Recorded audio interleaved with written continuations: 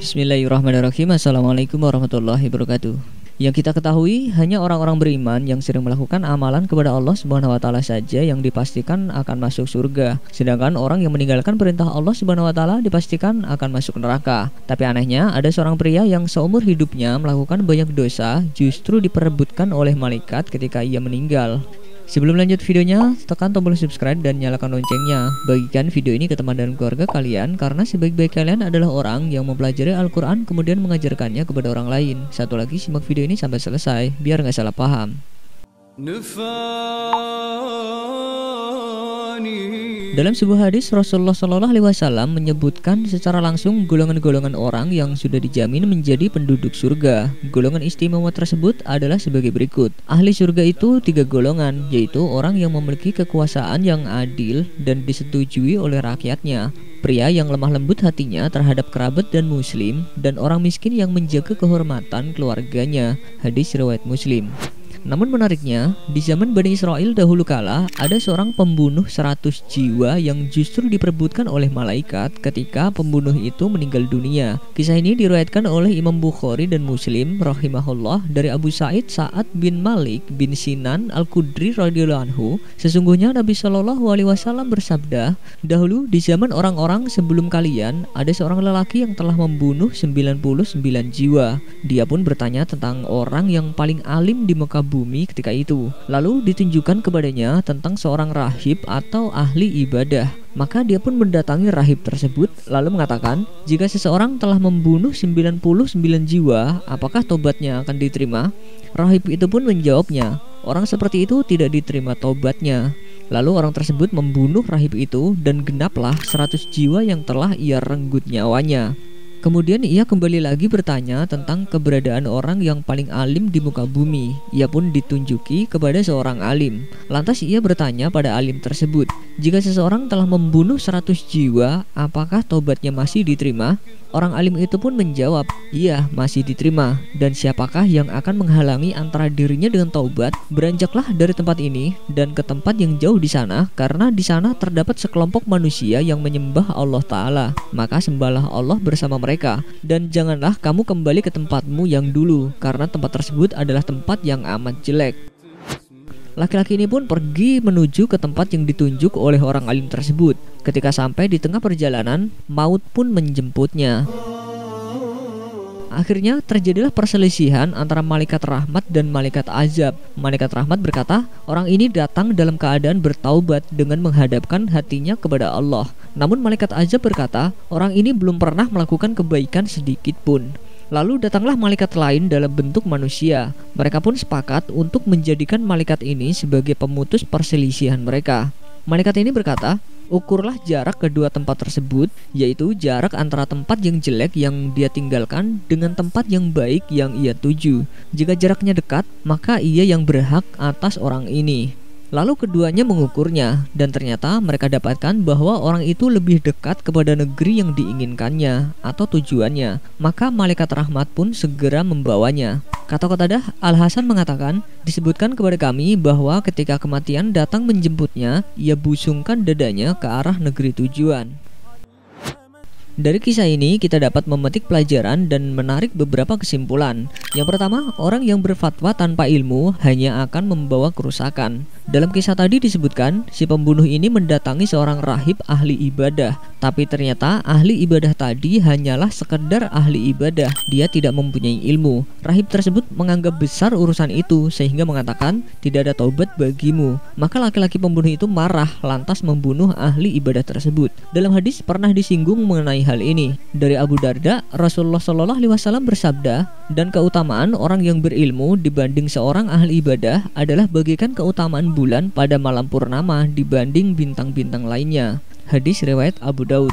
Dan barang siapa beribadah pada Allah tanpa ilmu, maka kerusakan yang ditimbulkan lebih besar daripada perbaikan yang dilakukan. Yang kedua, diterimanya taubat walaupun seorang pembunuh sekalipun. Setiap manusia pernah berbuat salah, namun manusia yang terbaik adalah yang rajin bertaubat. Dari Anas radhiyallahu anhu, Rasulullah shallallahu alaihi wasallam bersabda, semua keturunan Adam adalah orang yang pernah berbuat salah, dan sebaik-baik orang yang berbuat salah adalah orang yang bertaubat. Hadis riwayat Ibnu Majah, Ad-Darimi, dan Al-Hakim. Dalam Al-Quran pun juga dijelaskan, kecuali orang-orang yang bertaubat, beriman dan mengerjakan amal soleh, maka itu kejahatan mereka diganti Allah dengan kebajikan, dan Allah Maha Pengampun lagi Maha Penyayang. Quran Surat Al-Furqan ayat 70. Menurut Imam An-Nawawi dalam Al-Minhaj Syarh Sahih Muslim, seandainya seseorang berulang kali melakukan dosa hingga 100 kali, 1000 kali atau lebih, lalu ia bertaubat setiap kali berbuat dosa, maka pasti Allah akan menerima taubatnya setiap kali ia bertaubat. Dosa-dosanya pun akan gugur. Seandainya ia bertaubat dengan sekali taubat saja setelah ia melakukan semua dosa tadi, taubatnya pun dianggap sah.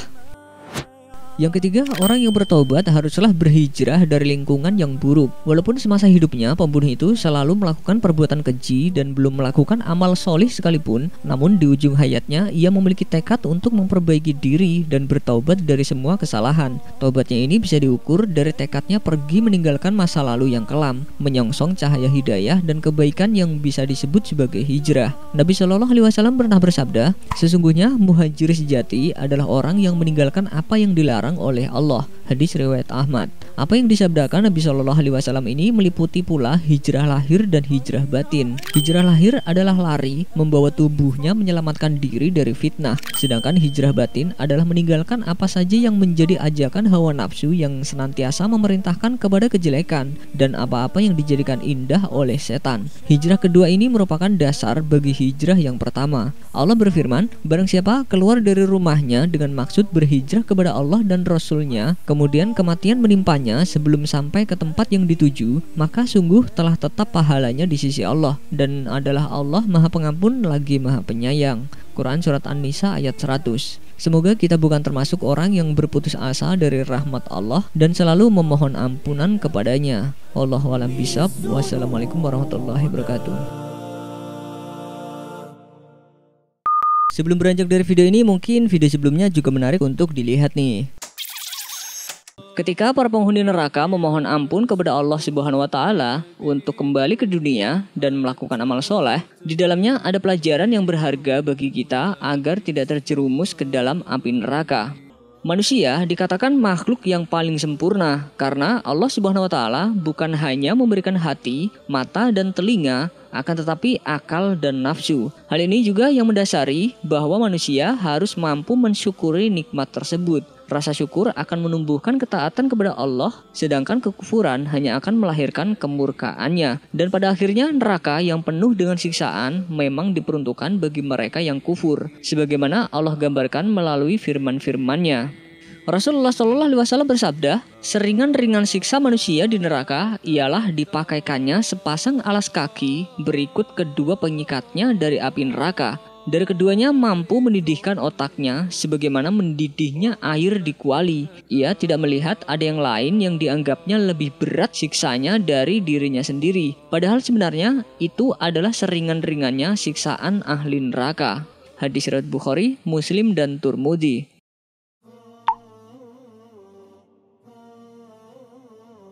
Para penghuni neraka ternyata melakukan dialog dengan Allah Subhanahu wa Ta'ala demi meringankan siksaannya. Seperti dalam surat Al-Mu'min ayat 11, penghuni neraka mereka berkata, ya Tuhan kami, Engkau telah mematikan kami 2 kali dan telah menghidupkan kami 2 kali pula. Lalu kami mengakui dosa-dosa kami. Maka adakah sesuatu jalan bagi kami untuk keluar dari neraka? Quran surat Al-Mu'min ayat 11. Maka Allah menjawab mereka dengan firman-Nya, yang demikian itu adalah karena kamu kafir apabila hanya Allah saja disembah, dan kamu percaya apabila Allah dipersekutukan. Maka putusan sekarang ini adalah pada Allah yang maha tinggi lagi maha besar. Quran surat Al-Mu'min ayat 12. Kemudian mereka berkata dan minta dikembalikan ke dunia. Ya Tuhan kami telah melihat dan mendengar, maka kembalikanlah kami ke dunia. Kami akan mengerjakan amal soleh. Sesungguhnya kami adalah orang-orang yang yakin. Quran surat As-Sajdah ayat 12. Maka Allah menjawab dengan firman-Nya, bukankah kamu telah bersumpah dahulu di dunia bahwa sekali-kali kamu tidak akan mati? Quran surat Ibrahim ayat 44. Penghuni neraka berkata, "Ya Tuhan kami, keluarkanlah kami. Niscaya kami akan mengerjakan amal soleh berlainan dengan yang pernah kami kerjakan." Quran Surat Fatir ayat 37. Maka Allah menjawab dengan firman-Nya, "Dan apakah kami tidak memanjangkan umurmu dalam masa yang cukup untuk berfikir bagi orang yang mau berfikir? Dan apakah tidak datang kepada kamu pemberi peringatan? Maka rasakanlah azab kami. Dan tidak ada lagi bagi orang-orang yang zalim seorang penolong." Quran Surat Fatir ayat 37. Kemudian penghuni neraka berseru, "Ya Tuhan kami telah dikuasai oleh kejahatan kami, dan adalah kami orang-orang yang sesat. Ya Tuhan kami, keluarkanlah kami daripadanya dan kembalikan kami ke dunia. Maka jika kami kembali juga pada kekafiran, sesungguhnya kami adalah orang-orang yang zalim." Quran Surat Al-Mu'minun ayat 106-107. Maka Allah menjawab mereka dengan firman-Nya, "Tinggallah di dalamnya dengan hina, dan janganlah kamu berbicara dengan aku." Quran Surat Al-Mu'minun ayat 108.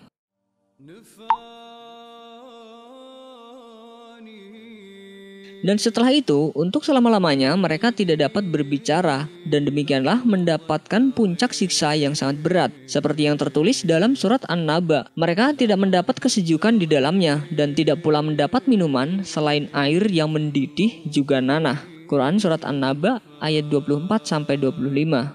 Rasulullah SAW bersabda, penghuni neraka dimakan api setiap harinya 70.000 kali. Dari setiap kali api itu membakar mereka, maka dikatakanlah kepada mereka, kembali lagi.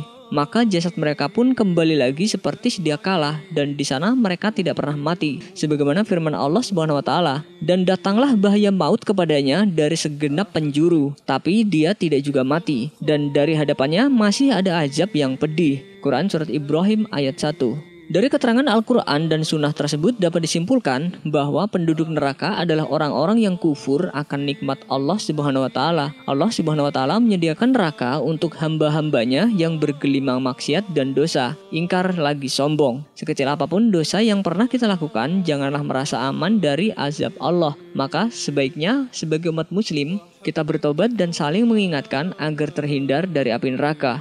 Wallahu a'lam bishawab. Wassalamualaikum warahmatullahi wabarakatuh.